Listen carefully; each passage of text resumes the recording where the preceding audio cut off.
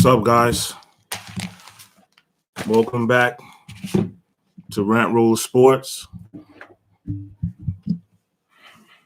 I think I got a couple interesting topics for you guys today. We're going to talk about Scottie Pippen's continued outrage amongst media people and basically Scottie Pippen out there defending himself. We're going to talk about Gary Payton's legacy and where he stands among all-time greats. And we're going to talk about Nikola Jokic and that push, that shove that he gave, Markieff Morris. We're going to talk about that and how, how it made headlines in today's game, but in the 80s, 90s, 70s, it would have been an afterthought. In all reality, no big deal. And it might have resulted in a brawl. And still nobody might not have gotten suspended in those eras. So we're going to speak on that. Once again, if you're just coming in, you're new to the channel, like and subscribe the video. If you're already a subscriber, it ain't going to kill you to throw a like on it. Especially you already know it's basketball content. So if you're into basketball, just come on in and throw a like on it. I'd appreciate it. All right. Let's get to it. First, I'm going to show you guys a little mini documentary. It's not too long, but I'm going to show you some of it just to back up the points I'm going to make later. All right. Let's start off with Scottie Pippen. They have that sidekick to that superstar player or that second guy that steps up for the team. And for Scottie Pippen case, he was the ultimate sidekick. He was everything you need for a second option. And you can say that he was more than a sidekick, since he was a big part of that Bulls dynasty. And if he never played for the Chicago Bulls, we probably wouldn't be talking about Michael Jordan 6-0 in the finals. Because trust me, they needed him every single game. And even if he wasn't playing good, he was still a threat on that court. Scottie Pippen was just an all-around player. He can score, defend, play, make, rebound, just name it. He's one of the greatest defenders in NBA history. And when Michael Jordan retired and went to play baseball that one season, he finished third in MVP votings and averaged 22 points, close to 9 rebounds, 5 assists, and 3 steals per game. The Bulls also won 55 games that year and made it to the second round of the playoffs. This is with Scottie Pippen leading that Bulls team. And it's crazy how the Chicago Bulls managed to be a playoff team without Michael Jordan. And with Pete Myers as his replacement. Chicago Bulls team during the 90s. So, hey man, it's your boy YG, aka Ngala, and we're gonna listen to NBA legends and players talk about how special a prime Scottie Pippen was. But before we get straight into that, make sure you like, share, subscribe, and hit that notification bell for the culture so you won't be missing any of my videos. And let's get to the vid, man. He helped me so much in the way that I approached the game, the way I played the game. Whenever they speak Michael Jordan, they just speak Scottie Pippen. Damn right. When everybody said, well, I won all these championships, but I didn't win without Scottie Pippen. And, that's why I consider him my best teammate of all time. When Pippen didn't respond to that abuse, there's nothing they could do to beat us there. Scottie was unshakable. Didn't even want a Band-Aid. When we saw that, it was over. It was just like, okay, it's a foul. Let's go ahead and finish kicking their ass and put them out of their misery. Short rebound. He has Pippen. The change of putting Pippen on Magic Johnson rather than Michael Jordan. Magic Johnson's the greatest point guard I've ever seen. And Scottie Pippen was picking Magic Johnson up full court.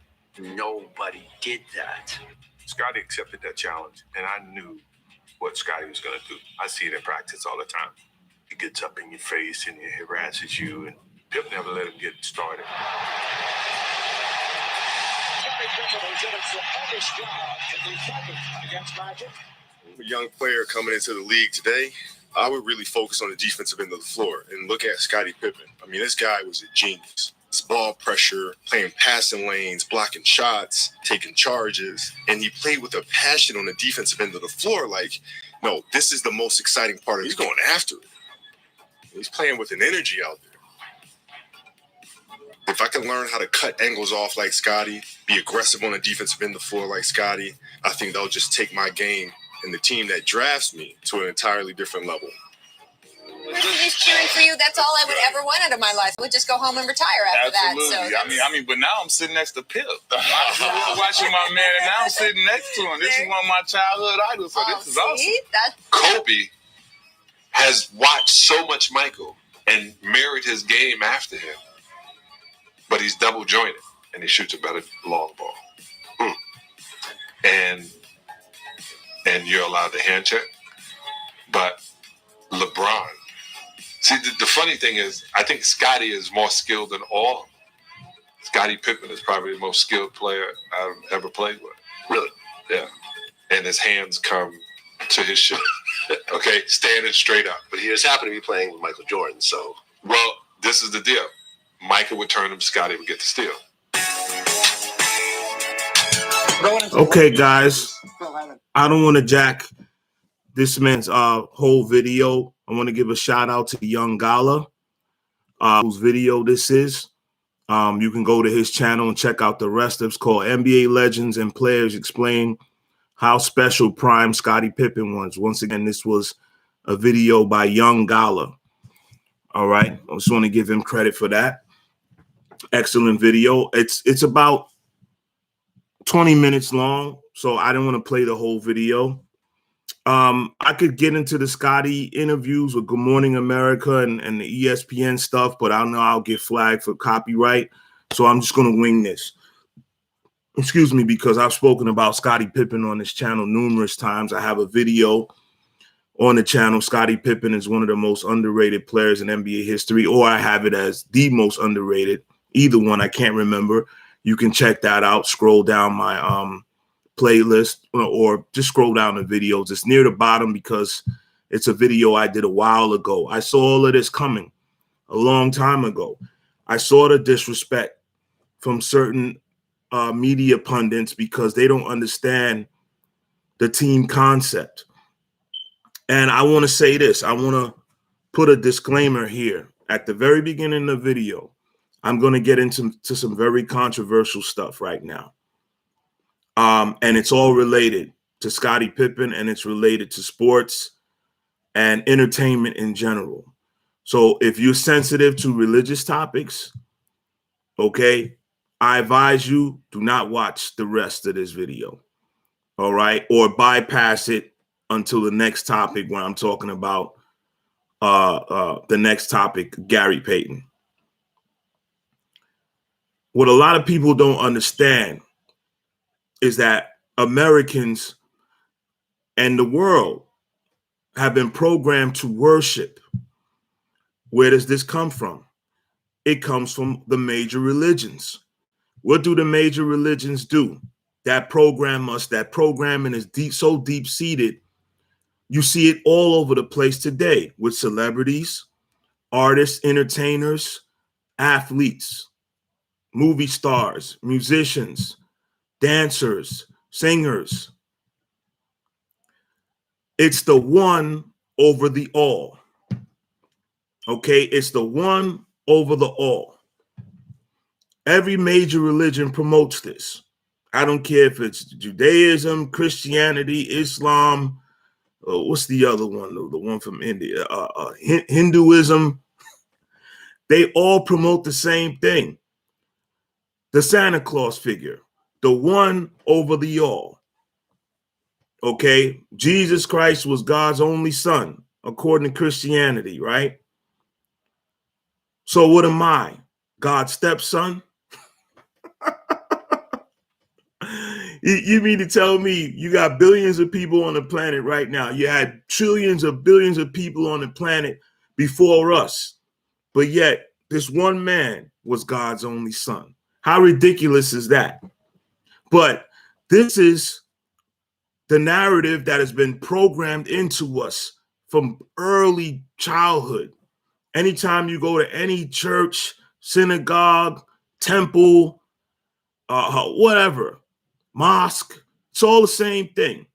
Even in Rastafari religion from Jamaica, Haile Selassie is put up on a pedestal above everybody else. The Nation of Islam, right now it's Farrakhan, but before that, it was Malcolm X, and before that, it was the Honorable Elijah Muhammad. Same thing, putting one person on a pedestal above all. You do this at your church when you go to church and the preacher's in the pulpit. The preacher is above all. You have the preacher, you might have the deacon on the side, and the junior Baptist and second and third in command, or whatever the hell you call it. But the preacher or the pastor is uno numero, number one. Okay, and this works its way into entertainment and sports, to where in a lot of our minds, Michael Jordan's the greatest player of all time in a team sport. It's not tennis. It's not golf. It's not boxing. Basketball is a team sport. And you have to look at it that way, in a team concept, how everything is connected. One of the biggest issues I have with doctors and modern medicine is that they like to separate parts of the body. The eye doctor, the ear, nose, and throat doctor, the dentist, the brain doctor, whatever that's called, the cardiologist, the heart doctor, the lung doctor, you got a foot doctor. They separate parts of the body like it's not one organism. One part of the body affects, and sometimes I can get a pain from here and I'll feel it down here. Well, you know how you might get a pain in your leg. Next thing you know, you're feeling something in your upper thigh. That's because the body is one organism. It's all connected. I cannot function correctly if any of these parts are removed or out of whack. Right? If something happens with your eyesight or even your hearing, it'll throw off your balance. You might start stumbling around.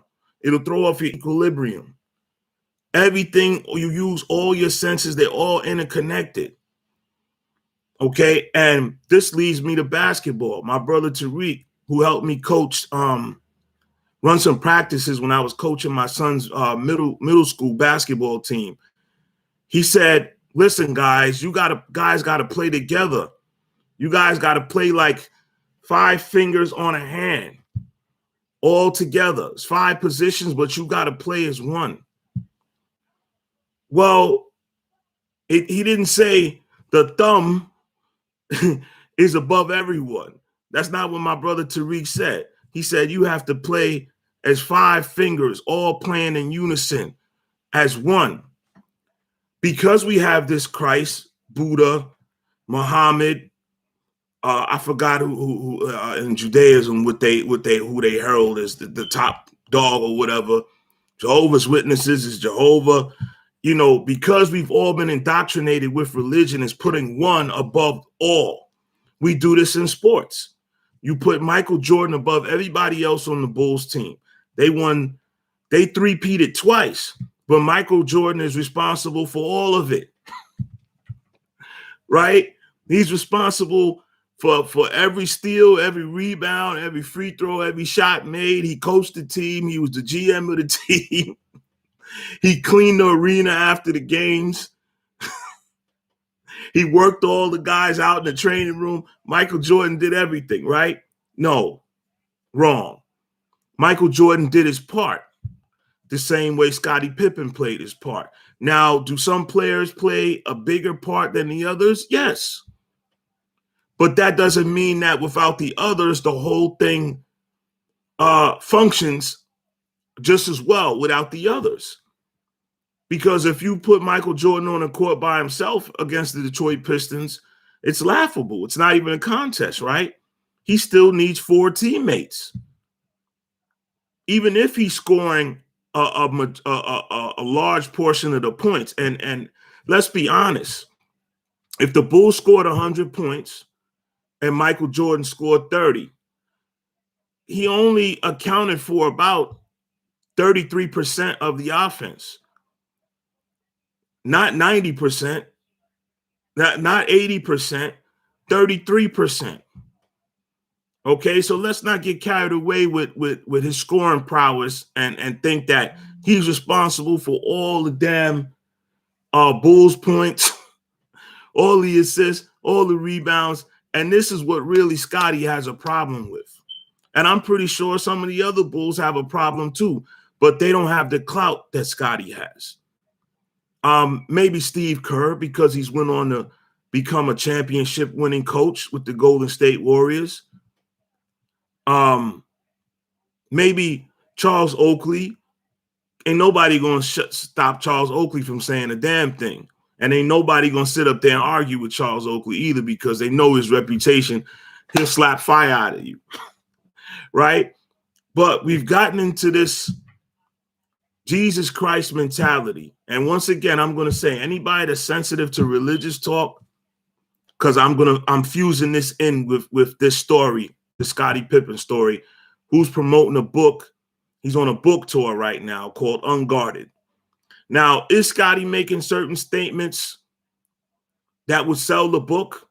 I'm pretty sure when he sat down to write it, and when a publisher accepted a publishing deal, they said, hey, Scottie, we need some quotes. You need quotes to sell a book, especially an autobiography. Excuse me. You need quotes to sell a book. Is Scottie being genuine? I believe so. Just like he said, him and Michael Jordan weren't best friends off the court. They worked together the best on the court, but they weren't best friends off the court. I used to wonder for years why Scottie Pippen wasn't even offered a coaching job with the Charlotte Hornets and Michael Jordan as the owner. You would think Scottie was the de facto assistant coach along with Jordan on the Bulls all those years under Phil Jackson. You would think Scottie would know how to run a team. If Steve Kerr can coach a championship team, why couldn't Scottie Pippen? But maybe Scottie's just not interested in coaching, because I'm pretty sure if he didn't get a call from Michael down in Charlotte, a few other NBA teams would have given him a shot at being a coach. I'm pretty sure, because he was considered one of the smartest players to ever play the game, Scottie Pippen, the originator of the point forward position. And I'm saying he's the originator because Larry Bird didn't handle the ball as much as Scottie. Larry didn't run the offense as much as Scottie. And Larry Bird damn sure didn't guard the opposing point guards or the opposing shooting guards like Scottie did. Okay, so Scottie, in my opinion, is the originator of the point forward position that was followed by Grant Hill and LeBron James to this day. But yeah, I'm not going to speak too much on Scottie right now, because you can all find the clips. I'm pretty sure you guys all have your opinion. But once again, I want to harp on this religious Buddha, Muhammad, Jesus Christ complex that permeates all of society right now, where we put one above all. We do that constantly. We do it in our household. You might do it with your children. Put one above the others. You know, this is a problem. We had a tragedy of Travis Scott. Why? It's the same thing. Entertainment has taken over religion, has taken the place of religion in a lot of ways. You have these artists that get on the stage. They have, 30, 40, 50,000 people in attendance. And all you got to do is swap them out for a preacher. And what's the difference? Because it's not like people leave church and all of a sudden become saints. No, they're themselves. That's the reason why they're in church. They're trying to repent for all the things they think they did wrong in life, but they're going to still keep doing them. Doesn't mean they're going to stop smoking, stop drinking, stop drugging, stop doing whatever they're doing, right? Stop being an asshole. There'll be an asshole 6 days a week and show up on Sunday, the 7th day, repenting, and do it all over again the next week. So it's the same thing. You know, Joan of Arc, Cardi B. You know, this is what's going on right now. Jesus Christ, Jay-Z. This is what's happening. It's the one over the all. And this is what's going on with Michael Jordan and Scottie Pippen. If Steve Kerr and John Paxson and B.J. Armstrong and Craig Hodges didn't knock down them open shots off of double teams, would the Bulls be as successful? If Bill Cartwright, Bill Wennington, Luke Longley didn't do a lot of the dirty work inside, you know, all the hard fouls, the tough defense, would the Bulls have been as successful? If Phil Jackson didn't walk in the door with his philosophies and his the way that he could psychoanalyze players and know what to do with who and what to say to who, and along with bringing in Tex Winter, the inventor of the triangle offense, would the Bulls have been as successful? No, because it's a team game. Yes, you have one guy who might have outshined everyone on the team, and that was Jordan. Right? Cool. But if you don't have the rest of those guys, the team doesn't shine at all. He doesn't get to polish those 6 trophies. And I'm not knocking, this is not a knock Jordan video.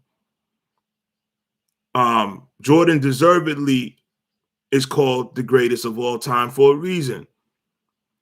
Did Scottie go a little overboard with some of his statements? Yeah, he does go overboard, calling Phil Jackson a racist and, you know, saying certain things. But Scottie Pippen, you got to understand, has been disrespected in the public, even in various ways, by the rapper, even, what's his name? Future. The rapper Future even wrote a whole rap song talking about sleeping with Scottie Pippen's ex-wife. Or it might still be his wife, Larsa Pippen. So Scottie's been disrespected in a number of ways. And remember, guys and girls, basketball is a team sport.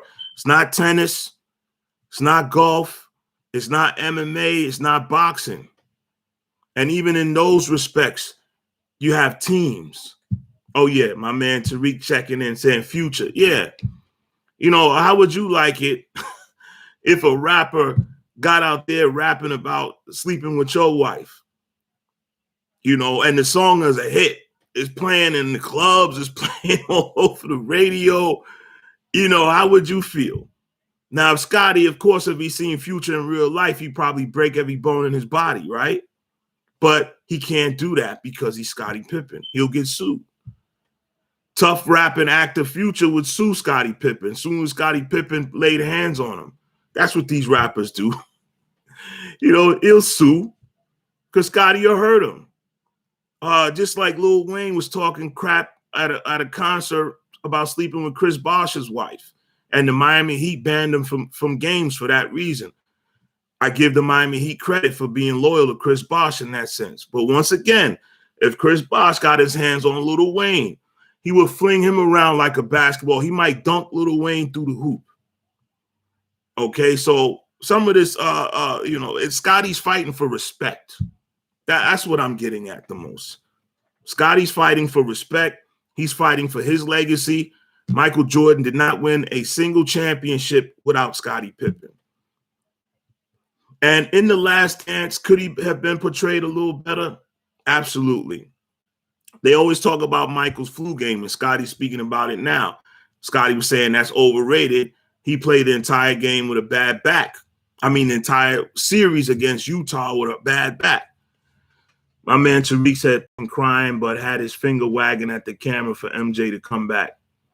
Well, yeah. I mean, well, you have to understand, Tariq. You got to understand the little brother, big brother syndrome. I even experienced some of that living in my grandmother's household with my older brother. Anything in the house that went well, my older brother got the credit for it. You know, anything that she found out of place, the first person she came running to the blame was me. You know, you go through that, and I'm not saying that they're siblings, but they had a type of sibling relationship where Michael was Scottie's big brother. But there are times when the big brother gets more credit than he deserves, and the little brother wants his credit. The little brother wants his shine.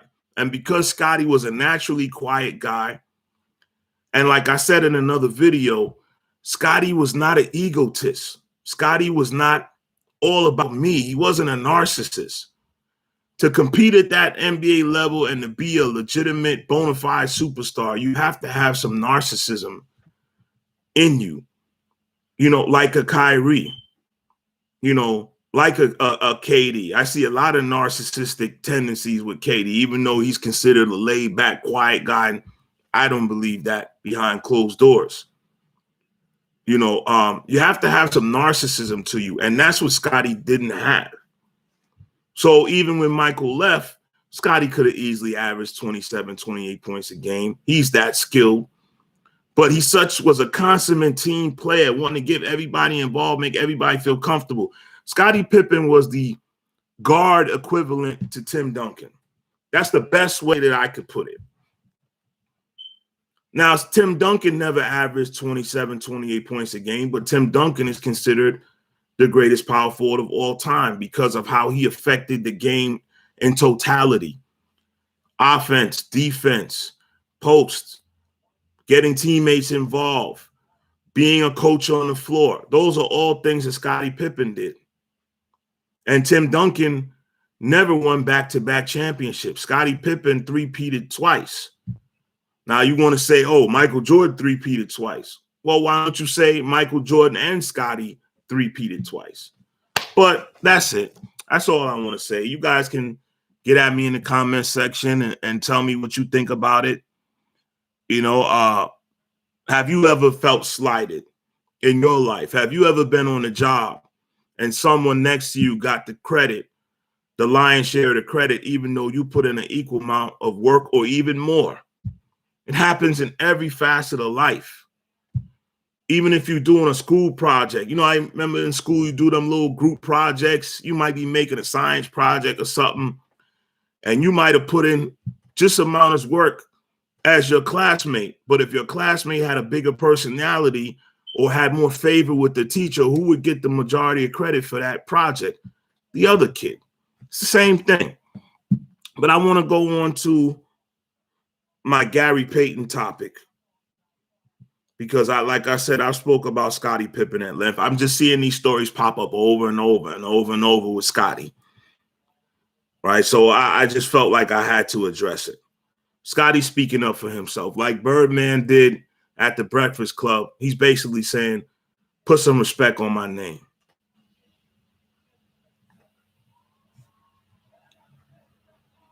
Let me find some Gary Payton video here.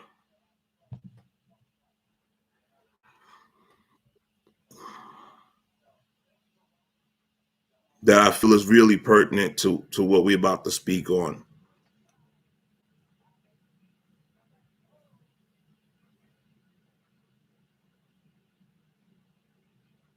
Here it is.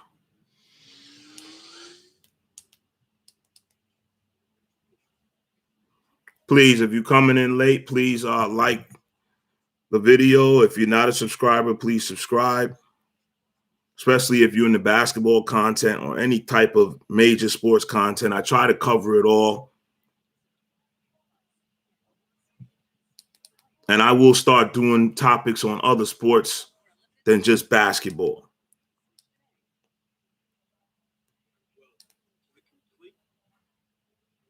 Okay. We're going to get into this video in a second. But I want to put the question out there ahead of time. Now, I even did a top 5 point guard list myself. But I feel like I even might have overlooked Gary Payton. It's just tough when you putting it down to your top 5. It's tough, and after the first, I would say 2 guys, it's really a preference thing of who you want to run your team, because they're all great, and you could win with any top 10 point guard. You can win a championship. I'm talking about of all time. You can win a championship with any one of them. It's just a matter of your preference. I feel that Gary Payton, while respected, has kind of been lost in the shuffle. Spoken about when we always speak about great players and who's the greatest of this and the greatest of that. And probably because he won a championship, but he wasn't a major, he wasn't a superstar no longer at that point. When he got down to the Miami Heat, he was more of a role player. I wasn't going to say he wasn't effective, but he wasn't the Gary Payton of the Seattle Supersonics, who are now the OKC Thunder, for those that don't know. So let's just get into a little bit of Gary Payton, and then I'm going to speak about him some more. Gary Payton's great. This series has done extremely well so far, and I want to say a massive thank you to everyone who's been supporting the channel and this series over the last 2 months. It's an excellent series, by the way, as well. Kobe Bryant to start the series, then Larry Bird, then Kevin Garnett, and now welcome to Gary Payton's greatest stories. If you have missed out on any episodes, there is a playlist on the channel and in the description box down below. It does take me a long time to make these videos, finding all the clips, the highlights, and interviews, podcasts, and piecing it all up together to make one long video. It does take a lot of effort and a lot of time, and I would greatly appreciate it if you could help me out by hitting that like button. I'm going to help him out right now because I'm using the video. Videos, be sure to hit that subscribe button and hit that notification. This video is shown by Nick Smith, NBA. He has 352,000 subscribers. This video is called The Complete Compilation of Gary Payton's Greatest Stories Told by NBA Players and Others. All right, here we go. Button so you never miss an upload of this series. Lastly, let me know which player you'd like me to continue on this series with. Which player should I do next? Without further ado, here's the complete collection of Gary Payton's greatest stories. The Globe! Gary Payton, who's he? People say that I talked a lot. Gary, come on now. What's happening? If your head lumpy, I'll tell you your head lumpy. Oh, he ain't never seen nothing like this in college. I can heat it up when you want me to. Yeah. He talked more trash to his own teammates than he did. He did. It's dudes like that where, that's why things happen off the court between players and their friends and things like that. It's extremely disrespectful. I've never played against a better competitor. What was your best smack talk? Can't repeat what I used to say. He talked to you the whole time, but he was so competitive. He was great offensively and defensively, and it was a privilege and a pleasure to play against the Gloves. I used to get on everybody. We was talking about it with Chuck. Chuck didn't know that I used to talk about their mama, their daddy, their sister, their brother. I didn't care. The Glove will talk smack to anybody. We'll talk about your mother. We'll talk about your father. We'll talk about your kids.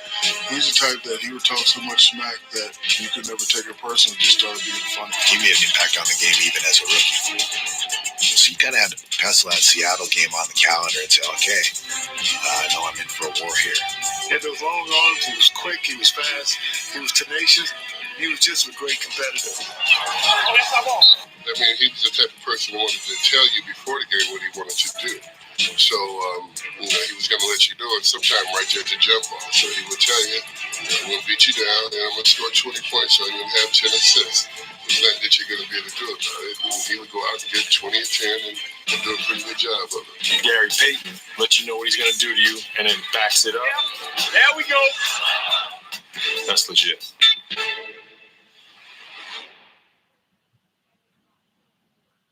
We was in the everybody's talking about the 20th anniversary of Vince winning the dunk contest in Oakland, right?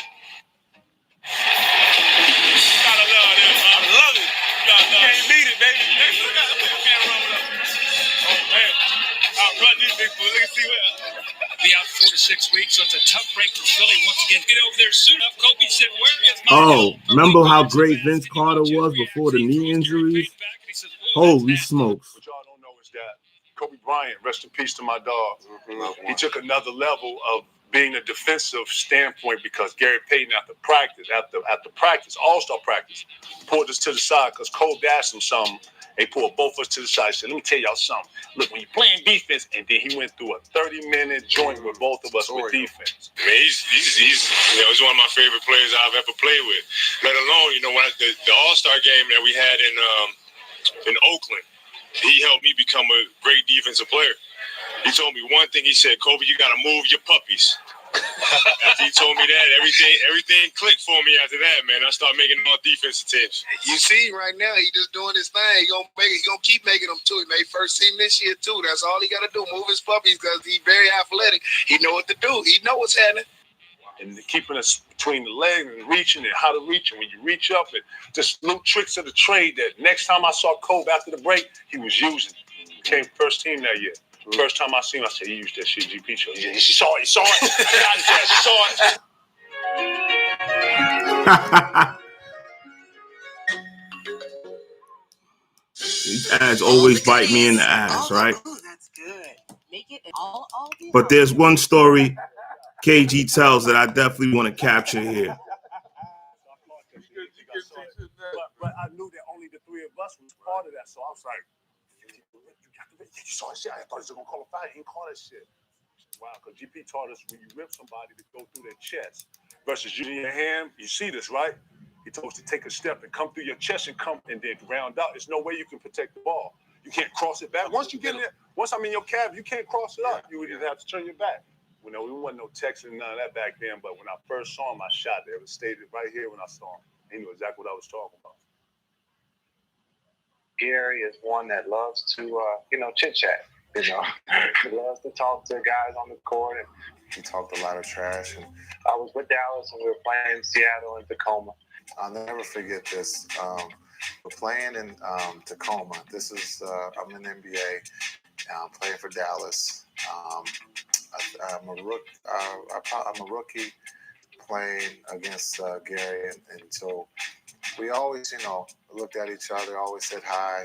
But once we got, after the tip ball, we were, going at one another. And I'll never forget, he's posting me up. And I pretty much kind of know what he likes to do. So he went into his move, and I blocked it. And I said, get it out. And he said, what? And I told him, get that stuff out of here. But I didn't say stuff. But he looked back at me, and I saw the monster's eyes get big. And, I said, uh-oh. That was a big mistake. McMillan looking to find Perkins on the block. Can't. They go outside. Here's Gary for a 15-footer left angle. Nothing but net. He went on like a 15-0 personal run. Out to Gary for the three-stroke. From McLeod running at him. Swish it goes. Gary Payton nails the three, his second three of the night. 15 points for Payton. So I went after the game and I said, hey, look, my bad. I had a mental block.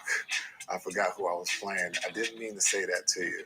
He said, oh, no, you woke me up, and that definitely helped me. But I said, don't worry about it. It'll never happen again. I guess best or worst, trash talker, GP. I want to keep this live under an hour, so I just want to find one more spot on this video.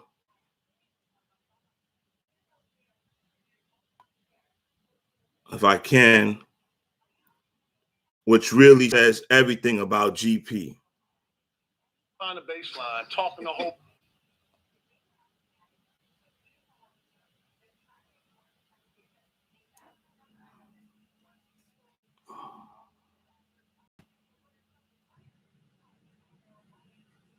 I think I got it here. Hold on, folks. The whole game. It's magical. I watched GP back down the guard from baseline to baseline, talking the whole time. Shut your ass up. Throw up, twitch. Hey, get his ass in here. Hey, come up. Hey, you see the hand on the hip? Call it if you see. Like he just. They sound like it. Finally hit him. I'm like, how is he managing all this? He talking to me. He calling the play. He throwing the ball like yo, and still scoring the ball, stealing the ball, effective in the huddle. He in the huddle. He got the thing. He drawing it up. Yeah. I'm like, yo, GP to me was like masterful.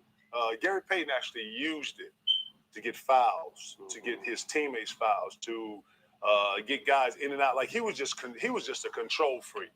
You know, and if you went to a party with Gary, he's doing the same thing. What a drink set? You need an extra? All right. Yeah. Y'all ain't drinking? Shots over here. Hey, see, well, Tuesday, Wednesday, Thursday, Friday. Yeah, what's happening, baby? Get them out of here. Me, man. Who with them? Right. I was just like, okay, this is GP. This is just who GP is. Hey, Shaq, Okay, guys. Where do you guys have GP ranked? Gary Payton of. Where do you got him ranked in your all-time list of point guards and your all-time list of players? Because he wasn't just a great point guard. Gary Payton was a great player. Where do you guys have him ranked? The lighting is changing. The sun is starting to go down, guys. So just excuse me for 1 second.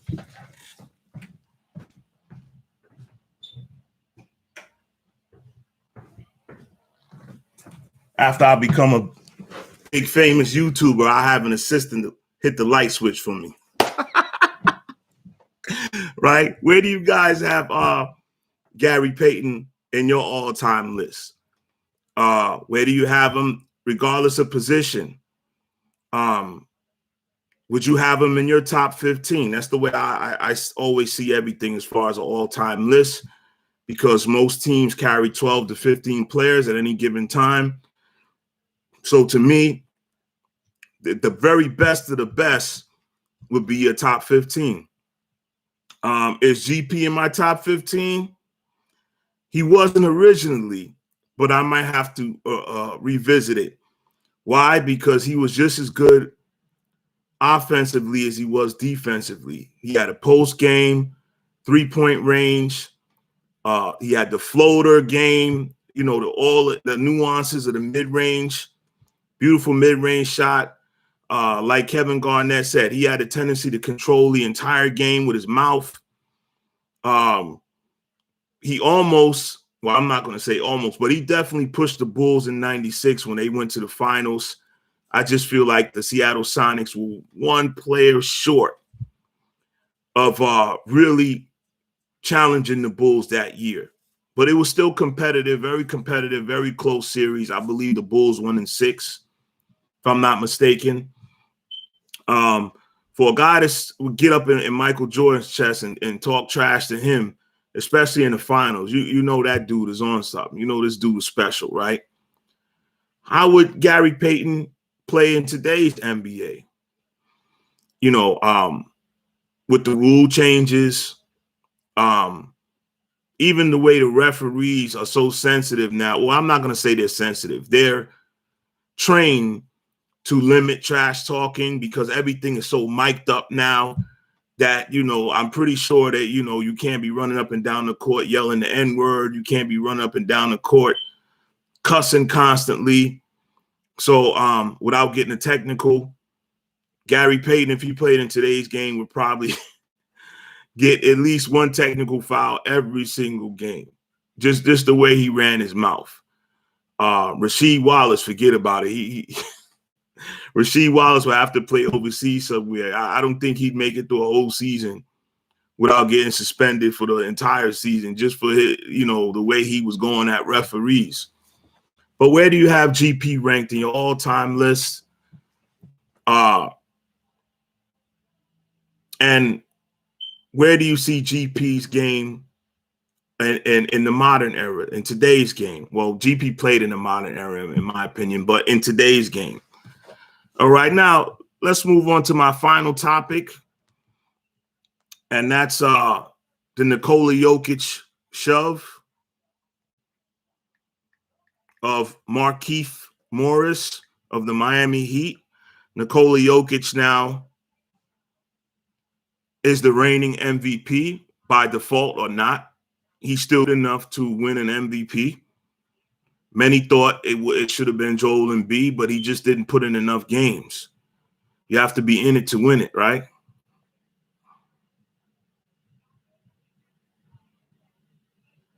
Let me find a highlight that's not ESPN.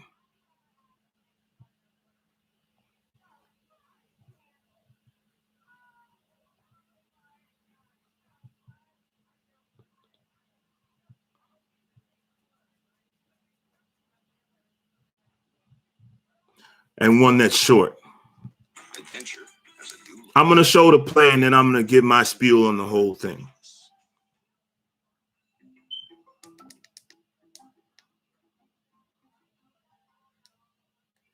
Doing something a little different here, doing my best job to beat John Boy. Okay, I just want the play. Sorry, folks. Hang on one second here.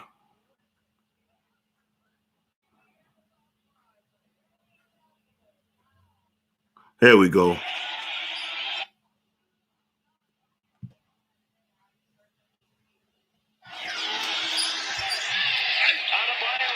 Jokic was there. Nuggets have 5 on 4. And Jokic. Oh, no! No! Keep the players on the bench.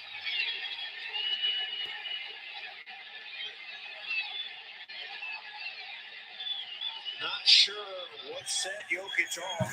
Let me play that again. I know what set Jokic off. When he was running up the court with the basketball, because Jokic has invented the point center position. Because Jokic will bring the ball up from the inbound all the way up the court, run a play, or call it for himself, call his own number. You know, Jokic is something else. Could he be a better defender? Absolutely. But right here, he's showing, hey, listen, I got some toughness. You guys are just not going to run over me. I'm the reigning MVP, and you're going to put some respect on my name. Watch the Joker. No, Jokic was there. Nuggets have 5 on 4. And Jokic. Oh, no! Sorry, guys. It was a little blurry there. Keep the players on the bench.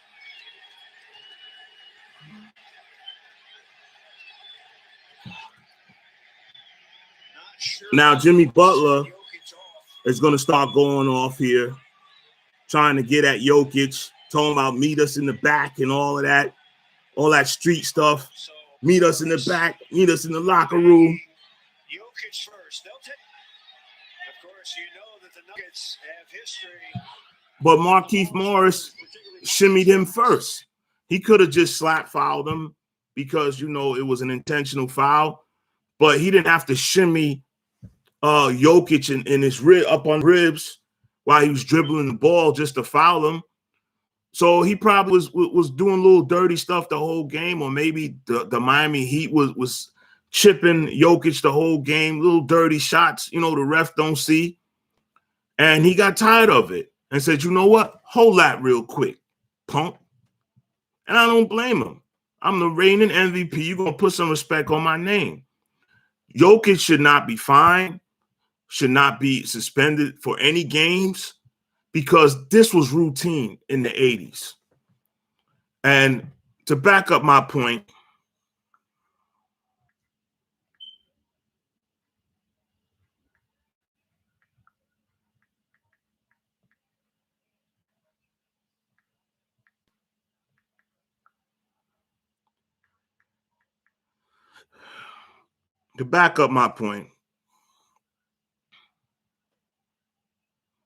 there's a video. Here we go. And this is a short one.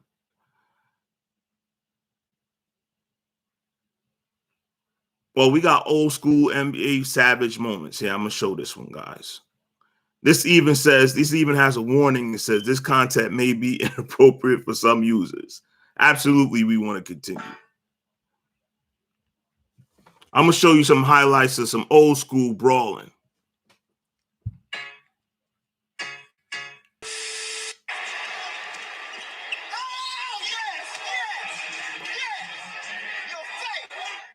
Pistons are going to try and keep Isaiah away from Cartwright.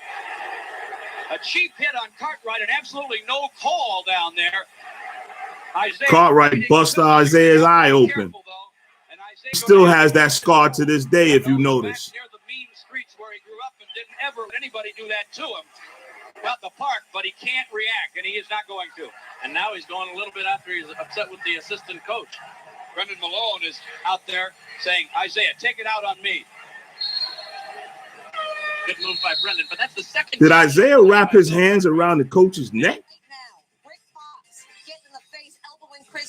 Christie wastes no time getting up, flipping the ball even at Fox, and then Fox pushes Christie, and Christie pushes Fox right there in the face. Guess what happens to those two? They'd be gone, but everyone would get into the mad mix. Christie, Fox. This is nothing new, folks. In the tunnel, like you knew that was going to happen. They're even fighting in the damn tunnel, going back to the locker room. And look who's there. Do you notice as soon as Shaquille gets involved, everyone sort of backs away? Watch his DJs. Yeah, watch his toe. Nobody step on his toe. At least you know he's not going to kick anybody. Look at Vlade putting up his. Assessed double technicals, and then when both players did not stop, they were ejected. And here's Davis a few moments later, as Mike Green just read his statement. He thought his wife was being threatened. He ran up into the stands, couldn't tell what was going on, didn't have enough time to alert security to take care of it, so he went to step in himself as they tried to settle. Went to check a fan. And for that, Antonio Davis was ejected, as well as the two knuckleheads in front of them try to get some TV time. Always good to see that. Now, Davis had to. Damn.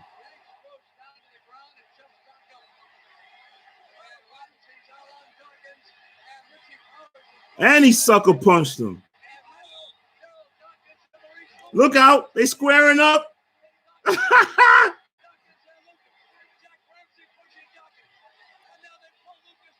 This was the good old days of the NBA. Did he just headbutt the referee?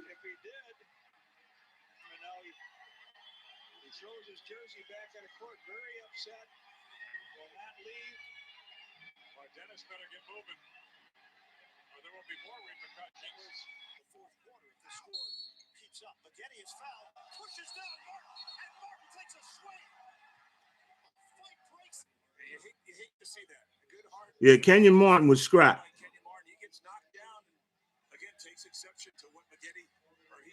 Corey Maggette, remember him, folks? Is that Dr. J? Punching Larry Bird in the mouth? They used to get at it, folks.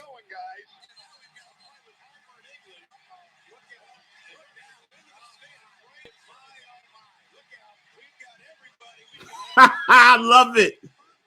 Everybody would have suspended. You can't suspend both teams. This is why a lot of old timers say the game today is soft.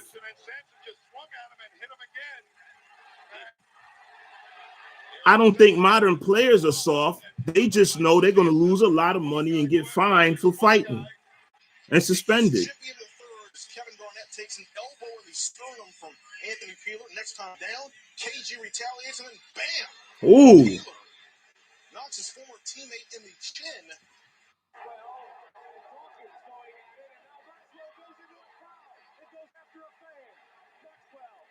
Who's that? Cedric Maxwell from the Celtics? Man, the 76ers and the Celtics used to hate each other, boy.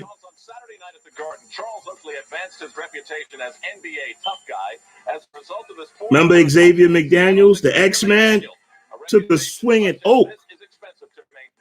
Look at Oak trying to MMA him right now.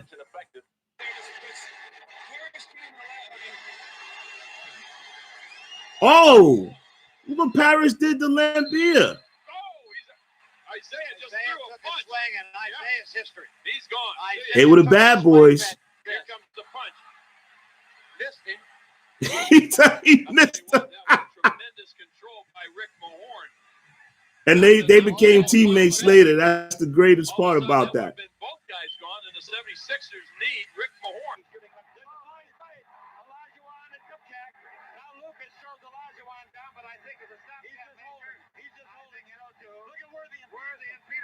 I could go on and on and on, folks. I could go on and on and on with them old school fight videos. That was actually very entertaining to see that, man, to see the passion and the way the referees would allow certain things to go on. Of course, it was mandated by the league, you know, not to throw out superstars unless you absolutely had to. And you don't eject players unless you absolutely had to. You don't suspend guys unless you absolutely had to. But they have this damn PC Disney league thing going on now because it's billions of dollars at stake.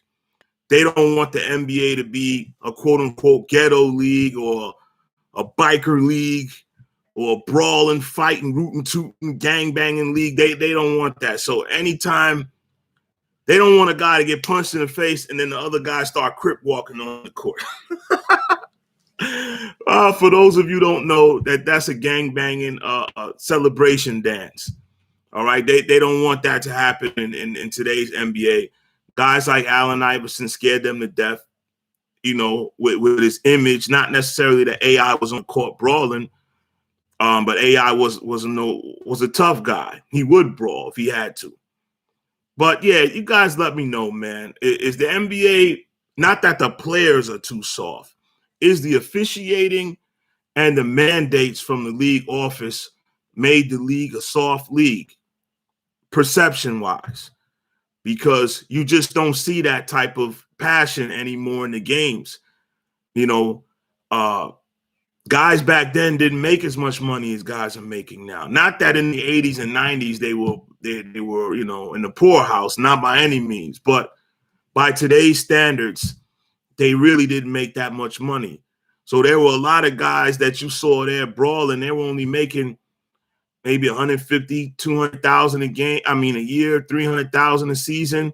And if you didn't come to the aid of your teammate and you one of those guys at the end of the bench, guess what? You were no longer there. If you didn't come to Isaiah or Larry Bird's defense or Dr. J's defense or Magic's defense, you know, or Kareem's defense, and you one of the last guys on the bench, you might as well call home and say, I don't think I'm going to be here long.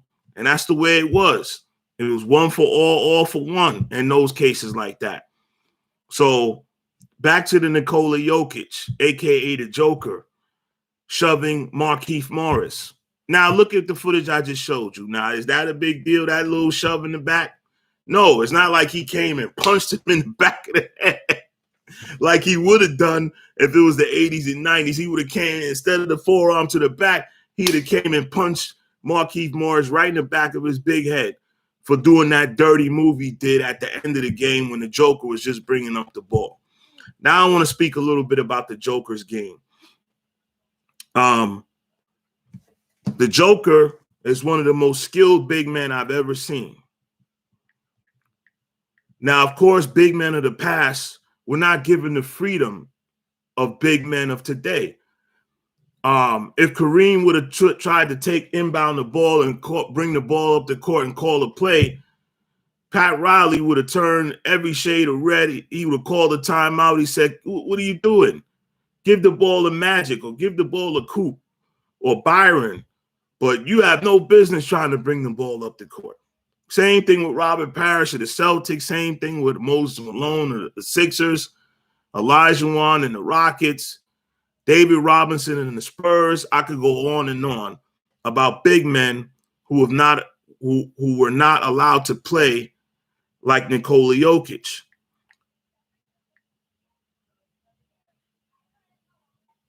But Nikola Jokic, it doesn't take anything away from Nikola Jokic.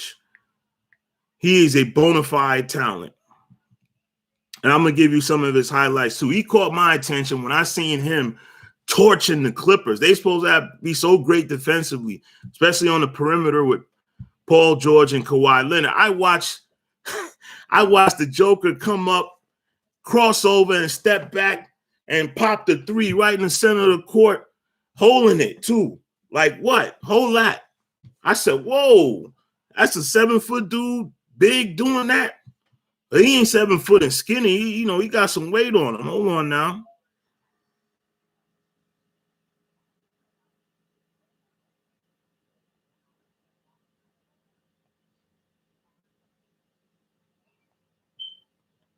Let's go to a short video. Top 10 plays. This is from 5 months ago. Oh, this is an NBA TV video. I can't do that. They're going to flag me. Hold on, folks.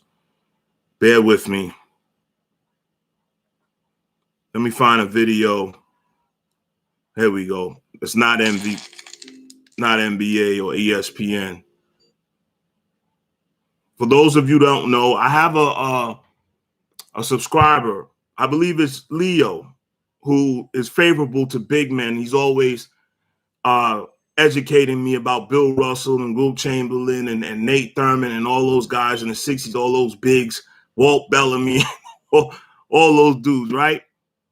So here's one for you, Leo. He's one of the top 2 bigs in the game. I'm talking about centers. Jokic, whether you like Embiid or you like Jokic, there's no denying Jokic is in the top 2.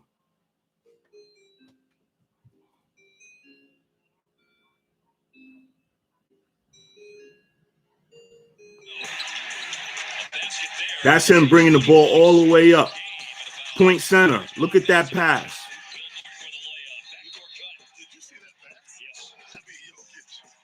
The inventor of the point center position.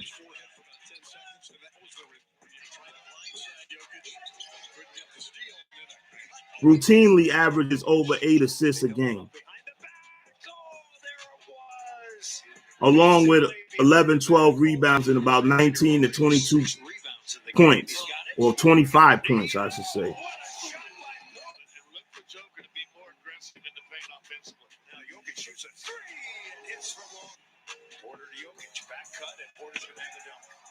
Reminds me a lot of Tim Duncan, the way he operates offensively. But he's allowed to shoot the 3 way more than Duncan was allowed in San Antonio. Ooh, look at the spin. Highly skilled.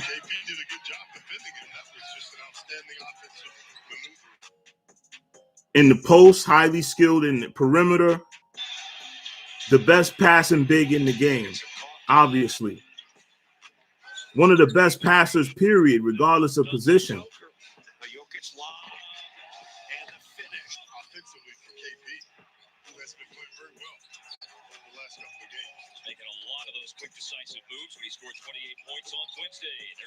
They run their entire offense through Nikola Jokic, the center, much like the Spurs did with Tim Duncan.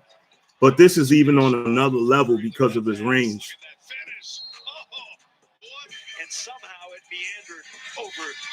Now, what this does is it forces the opposing team center to come all the way out to the 3-point line and have to guard him out there where he gets torched.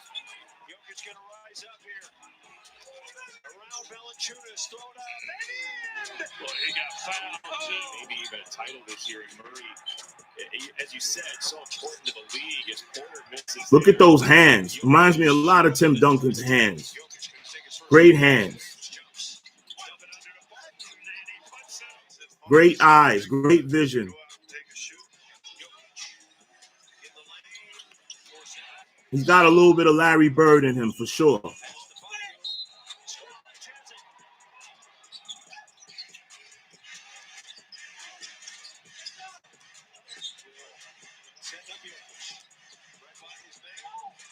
That's something a point guard would do, folks. Did you just see what he just did right there? That's something a point guard would do. He plays at his own pace, much like Paul Pierce and Luka Doncic of today. Not the fastest guy, but he doesn't need to be. Speed is not everything. NBA, the basketball period is a skill game. After the block, PJ Dozier with a good save. Oh, it'll be Murray. He's got the triple. When they're both going, it's extremely hard to guard and match up with. Porter, moving on. So that's Jokic. All right, guys. I've been at it for over an hour now. Please remember to like, share, and subscribe. I got to say this like a robot because even I forget when I watch my favorite YouTubers. I even forget to put a like, or I forget to subscribe, and I got to catch myself. So I'd appreciate it Let me know what you think. Where does Nikola Jokic rank in your top 15 big men? Does he make your top 15? A lot of you old schoolers will say, hell no, he don't make it. He's too soft. He don't make no deal. Younger guys will say, hell yeah, them old timers can't play like Jokic. They don't got his shot. They can't pass like him, yada, yada, yada. So I'm looking for some balance here. Is he a top 15 big center? To me, his career is too short to make that determination. I don't count greatness just by championships, so it's not the fact that he doesn't have a championship. It's just a matter of fact that he's only been in the league about 6 years. That's it. So it's inconclusive. Is he trending toward being a top 15 big? Maybe. Maybe. Let's see his postseason success. Let's see what he does in the playoffs going forward. That would really count toward his legacy. Right now, I would definitely say he cracks the top 30, maybe even the top 25 of bigs all time, of centers I'm speaking of exclusively, right? I don't think there's 30 centers in history better than Jokic. I don't believe that. I don't believe there's even maybe 25 centers in history better than Jokic. I could be wrong. You guys could scroll down a whole list and make your arguments for what center is better than Jokic, you know, of all time, of the all-time centers. But there's no denying his skill. He won MVP for a reason, right? He gets his team to the playoffs. Jamal Murray, their leading scorer, their best actual perimeter scorer and point guard. Well, he's listed as a point guard, but Jokic is the point center. Was hurt for that playoff run last year. So let's see what happens this year and going forward for Jokic in the playoffs. But he's definitely trending toward being a top 20 center of all time if he actually starts accumulating some championships and some success deep. All right. You guys let me know what you think about Nikola Jokic, aka the Joker of the Denver Nuggets. Where do you have him ranked in this era? And then where do you have him ranked stacked up against all the centers of every era? And that's about all I have for you guys today. It's not going to be a 2-hour live today, folks. I appreciate you for tuning in. For those who will tune in the future, thank you to my brother Tariq for chiming in the chat section here. Thanks for the likes on the video, and I'll see you guys soon, as always. It's been Rant Roller Sports. Peace.